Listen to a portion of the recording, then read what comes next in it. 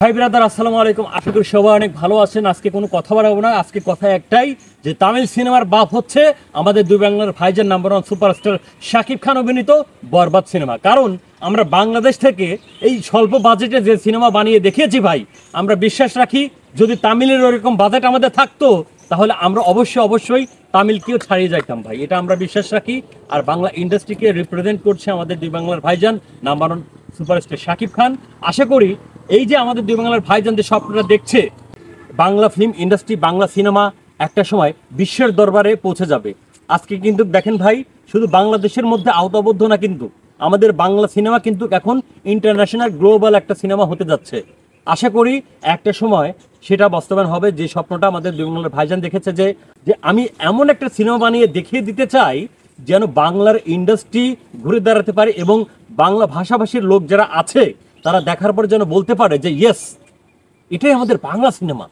ভাই, আমাদের বাংলা সিনেমার এতটা পরিবর্তন হয়েছে, মানে আমাদের বাংলা সিনেমা সে কোথায় গিয়ে দাঁড়িয়েছে একবার লক্ষ্য করে দেখুন। সো এটা অবশ্যই আমি বলবো যে শাকিব ভাইয়ের একটা বিশাল বড় অবদান রয়েছে বাংলা ফিল্ম ইন্ডাস্ট্রির প্রতি।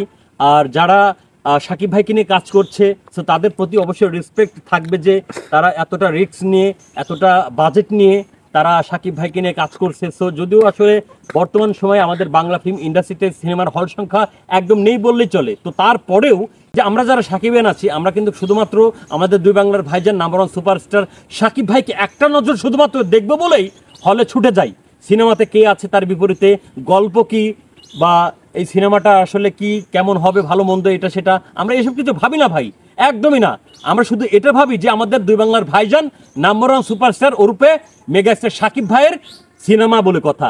তো সেই সিনেমাটা দেখতে হবে, শাকিব ভাইয়ের অভিনয় স্কিলগুলো কতটা ডেভেলপমেন্ট হয়েছে সেটা কিন্তু আপনারা আগের সিনেমা আর এখনকার সিনেমার সাথে আপনারা তুলনা করলেই বুঝতে পারবেন যে আমাদের শাকিব ভাই নিজেকে কতটা ভেঙে ভেঙে আজকে কোন পর্যায়ে নিয়ে এসেছে এবং আমাদের বাংলা সিনেমাটা কোন পর্যায়ে নিয়ে তিনি যাচ্ছে, এটা আপনারা কিন্তু ভালো করে জানেন। এটা বলতে হবে না ভাই, বোঝাতে হবে না, কিন্তু তারপরেও কিছু চক্র আছে, কিছু আমি বলবো যে কীট পতঙ্গ আছে, কিছু কীট আছে যারা আমাদের শাকিব ভাইয়ের পিছনে উঠে পড়ে লেগে আছে, যারা কিনা আমাদের শাকিব ভাইয়ের খারাপ চায়, যারা কিনা আমাদের ইন্ডাস্ট্রির ক্ষতি চায়, আর যারা কিনা আমাদের বাংলা সিনেমা ইন্ডাস্ট্রি ধ্বংস হয়ে যায়। সো এই বিষয়টার জন্যই কিন্তু কিছু কীট পতঙ্গ লেগে আছে ভাই। কারণ তারা ওই যে শাকিব ভাইকে নিয়ে সিনেমা করতে পারছে না, তাদের ওই বাজেট নাই, বা কেউ যদি শাকিব ভাইকে নিয়ে সিনেমা করে তাদের হিংসা হয়, তাদের জলে ভাই। কারণ শাকিব ভাইকে নিয়ে সিনেমা বানালেই তো একটা ব্যবসা সফল সিনেমা হবে ভাই।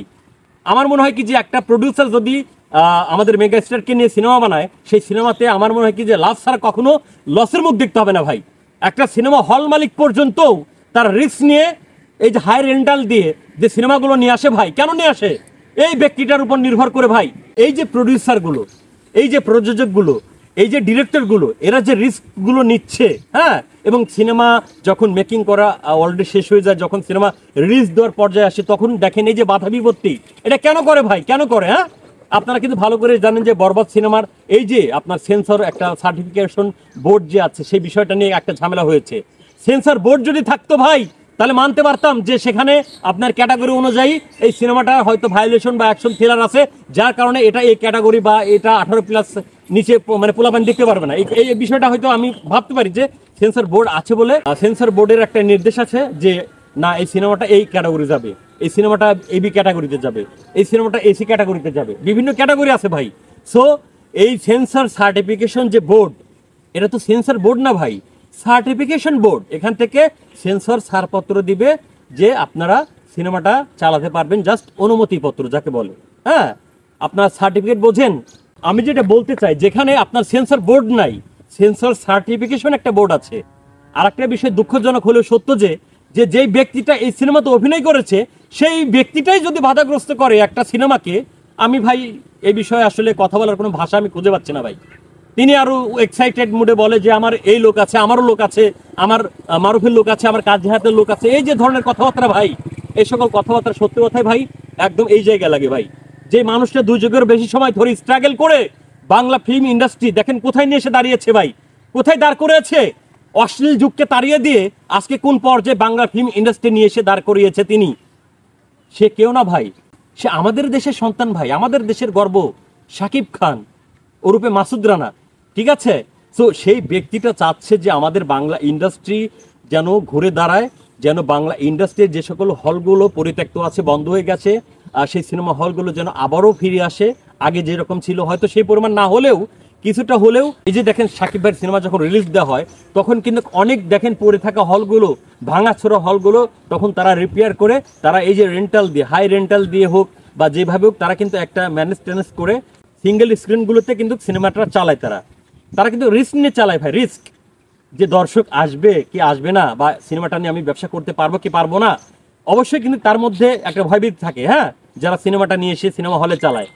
কিন্তু আমি একটা কথা বলতে চাই, সাকিবিয়ানরা যতদিন আছে এবং আমরা যারা সাকিব ভক্ত যতদিন আছি, ততদিন প্রডিউসার, প্রযোজক এবং সিনেমা হল মালিকদের আমি মনে করি যে তাদের কোনো ভয় নেই, তাদের কোনো ভীতি নেই। তারা নিঃস্বার্থভাবে সিনেমা আনবে, সেটা যে রেন্টালি হোক, আপনারা সেই রেন্টাল দিয়ে সিনেমাটা নিয়ে আসবেন, নিয়ে এসে আপনারা সিনেমা হলে সিনেমাটা চালাবেন। আর অবশ্যই বরবাদ সিনেমাটা একটা অন্য লেভেলের সিনেমা, যে সিনেমাটা তামিল সিনেমাকেও হার মানিয়েছে। আপনারা আরেকটা বিষয় দেখবেন যে এই যে দেখেন মুম্বাই, হ্যাঁ, মুম্বাই আপনাদের সিকান্দার সিনেমা রিলিজ দেওয়া হয়েছে।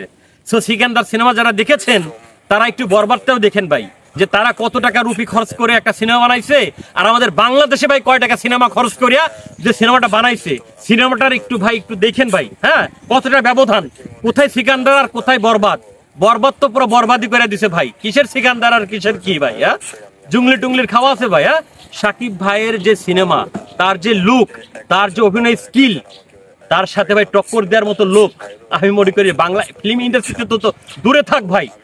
সাকিব ভাইকে যদি হলিউড বলিউড কোনো আর্টিস্টের সাথেও যদি ভাই সিনেমা করানো হয়, বা তাকে যদি সেই সুযোগটা দেওয়া হয়, বা তাকে যদি সেইভাবে ব্যবহার করা হয়, আমার বিশ্বাস, আমি বলবো যে ভাই সেখানেও কিন্তু তার অবস্থান তৈরি করতে তার বেশি সময় লাগবে না। বিকজ তার যে লুক, তার যে অভিনয় স্কিল এবং তার যে গেট আপ সেট আপ, আমি বলবো তার সাথে কারো তুলনা হয় না ভাই। আপনারা শাহরুখ খান বলেন, সালমান খান বলেন, বা আদার্স আরো যত সকল হলিউড বলিউড, আপনার ঢালিউড যে হিরোর সাথে আপনারা আমাদের মেগা স্টারকে আপনারা তুলনা করেন, আমি বলবো যে আপনারা ভুল করছেন ভাই, ভুল করছেন। এই মানুষটা কি চায় জানেন? এই মানুষটা চায় যে বাংলা ফিল্ম ইন্ডাস্ট্রি যেন ঘুরে দাঁড়ায়, বাংলা ফিল্ম ইন্ডাস্ট্রি যেন আবারও বিশ্বের দরবারে পৌঁছায় ভাই। এই যে দেখেন এখন কিন্তু আমাদের বাংলাদেশি সুপারস্টার সাকিব ভাইয়ের সিনেমা যখন রিলিজ হয়, তখন তার ট্রেইলার, টিজার, গান সবকিছুর কিন্তু রিঅ্যাকশন হয়। আমেরিকা বলেন, থাইল্যান্ড বলেন, আপনার ইন্ডিয়া বলেন, আদার্স আরো অনেক কান্ট্রি আছে ভাই, অনেক কান্ট্রি আছে, যে সকল কান্ট্রির ইউটিউবাররা কিন্তু ভাই আমাদের দুই বাংলার ভাইজান মেগাস্টার সুপারস্টার সাকিব খানের গান, ট্রেইলার, টিজার গুলোর রিঅ্যাকশন ভিডিও দেয়। এটা বুঝতে হবে, কখনো হয়েছে? হ্যাঁ, আপনারা যে মুম্বাই বলেন, তামিল বলেন, আপনার আদার্স আর যে সকল সিনেমার বিষয়গুলো বলেন, আপনার ইন্ডাস্ট্রি বলেন, ওই সকল সিনেমার ইন্ডাস্ট্রির কোনো হিরোকে নিয়ে এই ধরনের একটা ফ্যান বেজ আছে? সাকিবিয়ান যে একটা গ্রুপ, এরকম কি কোনো ভক্ত আছে? হ্যাঁ, যে নায়কের নামের সাথে মিলিতভাবে একটা গ্রুপ তৈরি করা, একটা ফ্যান বেস তৈরি করা, আমার মনে হয় না যে ওয়ার্ল্ড উইডে কোথাও আছে ভাই। আমি বলবো যে ইন্টারন্যাশনালি আমাদের গ্লোবাল সুপারস্টার, সো তার উপরে আসলে আমি মনে করবো যে কেউ নেই। সো যাই হোক, আমার দিন শেষে একটাই কথা, বরবাদের চাইতেও ভালো কিছু আসতে যাচ্ছে। আপনারা বরবাদ দেখেছেন, আর আপকামিং সিনেমা আসছে তাণ্ডব।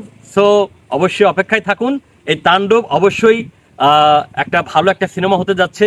বরবাদ সিনেমার চাইতেও অন্যরকম একটা লেভেলের হাই সিকোয়েন্সের, আপনার হাই ভিজিএমের ক্যাটাগরিতে আপনার অন্য লেভেলের একটা সিনেমা করতে আমার মনে হয় কি যে বাধ্য আমাদের রায়হান রাফি সাহেব। কারণ তার মধ্যে একটা ভয় আছে যে না, আমার এই বরবাদ সিনেমাকে অবশ্যই অতিক্রম করতে হবে। কারণ আপনারা ভালো করে জানেন যে মাত্র 7 দিনে ভাই, মাত্র 7 দিনে 27 কোটি টাকা প্লাস একটা বক্স অফিস কালেকশন। যদিও আমাদের বক্স অফিস নেই, তারপরেও আমাদের এই যে রিয়েল এনার্জি যে প্রোডাকশন, সেখান থেকে কিন্তু মানে অফিসিয়ালি তারা এই বিষয়টা অ্যানাউন্সমেন্ট করেছে। সো যাই হোক, বেশি কথা বলবো না, এখন কথা একটাই যে আমাদের দুই বাংলার ভাইজান নাম্বার ওয়ান সুপারস্টার সাকিব ভাই যেভাবে আমাদের নতুন নতুন সিনেমা উপহার দিয়ে যাচ্ছে, এভাবে সিনেমা উপহার দিয়ে যাক, আমরা আছি সকল সাকিবিয়ান তার পাশে।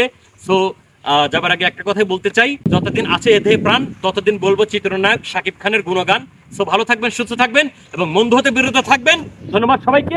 আসসালামু আলাইকুম ওয়া রাহমাতুল্লাহি ওয়া বারাকাতুহু।